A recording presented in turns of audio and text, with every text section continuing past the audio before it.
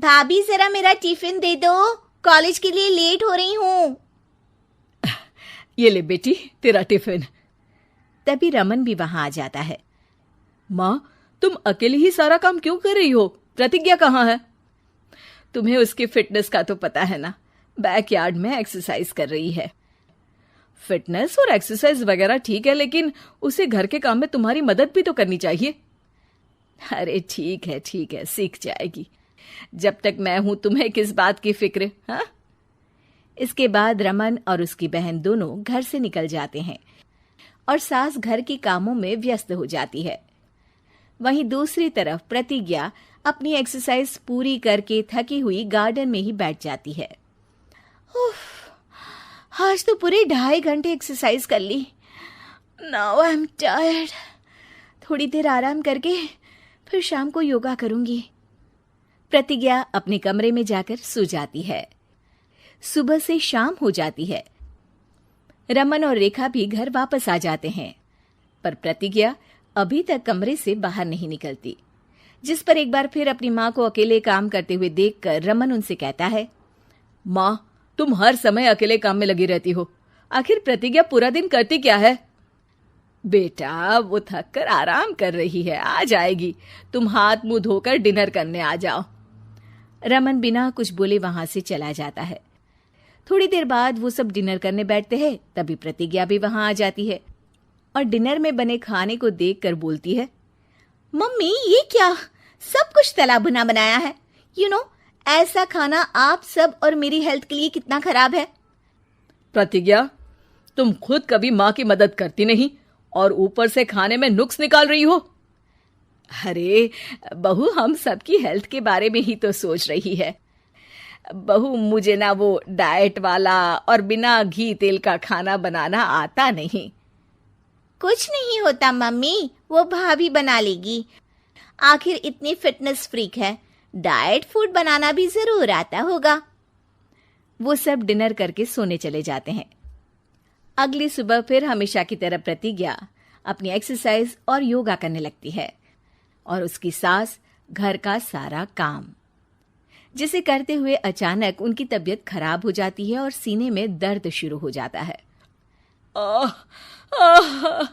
मर गई बहू। रमन, अरे कोई तो सुनो। और इसी बीच वे बेहोश हो जाती हैं। सास की आवाज सुनकर प्रतिज्ञा और उसका पति भागते हुए रसोई में आते हैं, जिसके बाद उन्हें लेकर अस्पताल जाते हैं। डॉक्टर प्रतिभा की सास का चेकअप करके कहते हैं, अरे इनका कोलेस्ट्रॉल लेवल तो बहुत हाई है और दिल भी कमजोर होता जा रहा है। इनका लाइफस्टाइल और खाने पीने की आदत बदलनी होगी। सिर्फ light and non oily food ही खाना है और कुछ समय तक पूरा रेस्ट, साथ में कुछ एक्सरसाइज या योगा करे तो अच्छा रहेगा। पूरी जांच के बाद डॉक्टर उन्हें घर भेज देते हैं। अब घर का सारा काम प्रतिज्ञा को करना पड़ता है, जिससे वो अपनी सास के साथ पूरे घर को डाइट फूड खिलाना शुरू कर देती है।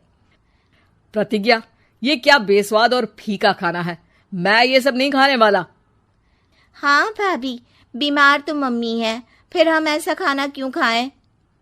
प्रतिज्ञा किसी की बात पर कोई ध्यान दिए बिना सास को बढ़िया एक्सरसाइज कराने के साथ कुछ ना कुछ गड़बड़ करते हुए घर का काम करती रहती है।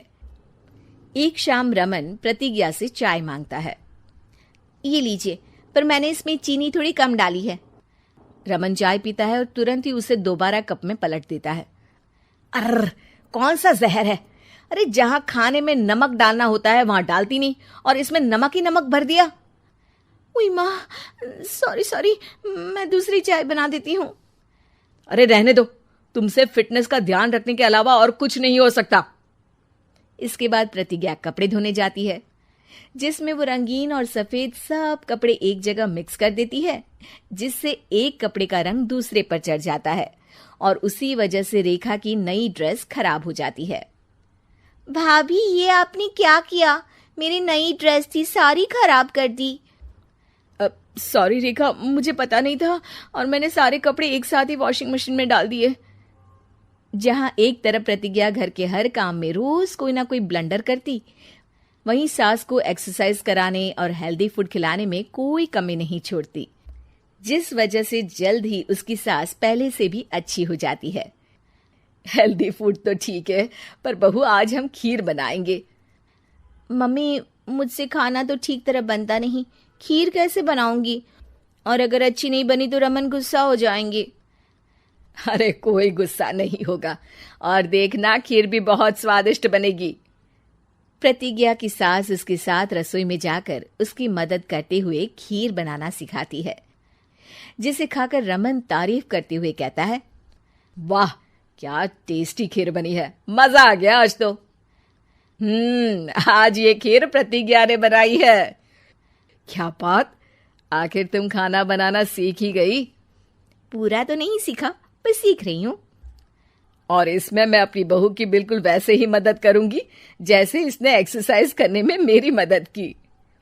अब प्रतिज्ञा घर के काम में सास की मदद करने लगती है और उसकी सास एक्सरसाइज में प्रतिज्ञा को कंपनी देने लगती है, जिस पर दोनों सास बहू की जोड़ी को देखकर रेखा और रमन भी इंस्पायर हो जाते हैं। आज के बाद हम भी आपके साथ एक्सरसाइज करेंगे।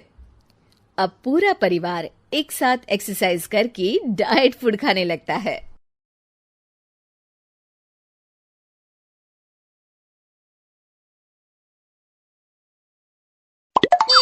कंचन के बेटे ऋषि की शादी कहीं नहीं हो रही थी।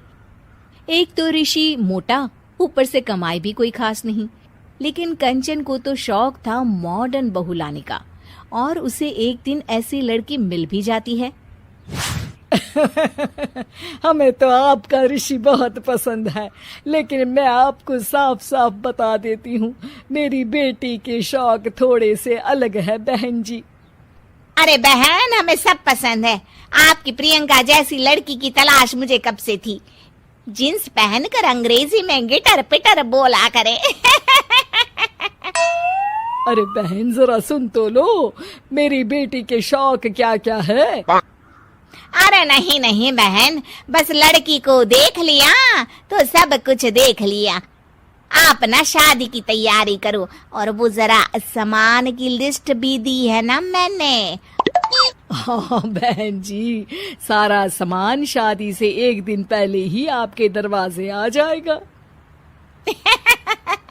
मजा आ गया, मजा आ गया। अब तो बस आप शादी की तैयारी करो। प्रियंका के माता पिता के जाने के बाद कंचन का पति उससे कहता है, अरे भाग्यवान, तुम तो कुछ ज्यादा ही जल्दी दिखा रही थी शादी की। अरे बोलने तो देती, लड़की की माँ क्या बोलना चाह रही थी। अरे आप चुप रहिए जी, कुछ पता भी है आपको, बस मुफ्त में बोले जा रहे हैं। मेरी दोस्त शशि की बहू देखी, लंबी पतली और पढ़ी लिखी, हजारों में कमाई और संस्कारी भी। अरे पर जब वो मेरी बहू देखेगी तो जल भुन जाएगी। लेकिन तुम तो शादी ऋषि के लिए कर रही हो ना, या शशि के लिए? तुम्हारा लड़का कुछ कमाता भी नहीं है और शरीर भी भगवान की दुआ से फूलता ही जा रहा है। फिर बोले आप हैं? फिर बोले आप? मैंने कहा ना, प्रियंका जैसी जींस पहनकर अंग्रेजी झाड़ने वाली बहू किस्मत वालों को ही मिलती है। चुप रहिए आप। पति के लाख कहने पर भी कंचन ऋषि की शादी प्रियंका से करवा देती है, लेकिन प्रियंका जैसे ही घर में आती है वैसे ही जोर जोर से चिल्लाकर नाचने लगती है। आज मेरे यार की शादी है, आज मेरे यार की शादी है। अरे नाचो मां नाचो। आज मेरे यार की शादी है। कंचन, उसका पति और ऋषि ये देखकर हैरान रह जाते हैं। लग रहा है बहू को शादी की बड़ी खुशी है। हाँ हाँ, बहू क्यों नहीं, हम भी नाचेंगे। अरे नाचो नाचो जी, मुंह क्या देख रहे हो, चलो चलो नाचो, बहू कह रही है। कंचन ये कहकर प्रियंका के साथ नाचने लगती है। ऋषि और उसके पिता वहां से चले जाते हैं।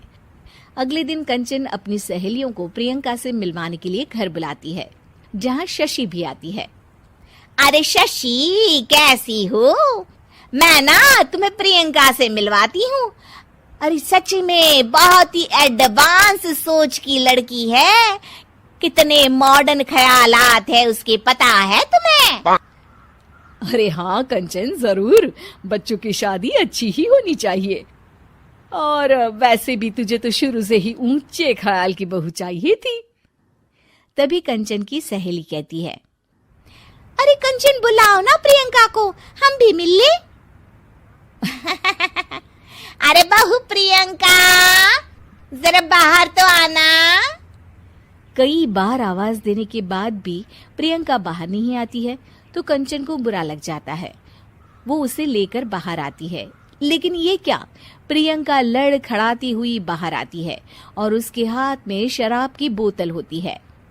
हालांकि शराब पीना स्वास्थ्य के लिए हानिकारक होता है और ये हमारी किडनी के लिए बहुत ही खतरनाक है, लेकिन कंचन की बहू प्रियंका पूरे नशे में होती है। अरे इतने सारे लोग ये कहकर वो शशि के पास जाती है। आंटी जी, पत्ते खेलेंगी, पत्ते। अरे दूर हो, दूर हो, तुम्हारे मुंह से तो शराब की बदबू आ रही है। अरे कंचन माना, तुम्हें मॉडर्न बहू चाहिए, लेकिन आधुनिकता का मतलब ये तो नहीं ना। बुरा ना मानना कंचन, तुम्हें पता था कि तुम्हारे बेटे की कमाई और शरीर दोनों ही ठीक नहीं है, तो तुम्हें उसी हिसाब की लड़की से शादी करवानी चाहिए थी। ऐसा कहकर सभी औरतें वहां से चली जाती है। तभी प्रियंका की माँ कंचन के घर आती है। अरे बहन जी, बड़ी चालाक निकली आप तो। बिना बताए अपनी पियक्कड़ बेटी मेरे लायक बेटे के गले में बांध दी। आय हाय, बड़ी आई बिना बताए। उस दिन जब मैं ये बात बता रही थी तो तुम तो सुनने को भी तैयार नहीं थी। अब भुगतो तुम। ये कहकर वो माँ से वापस चली जाती है।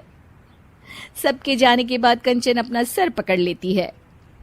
हाय रे, आधुनिकता की अंधी दौड़ में मैं अपनी संस्कृति ही भूल बैठी थी। अब तो राम ही बचाए मुझे।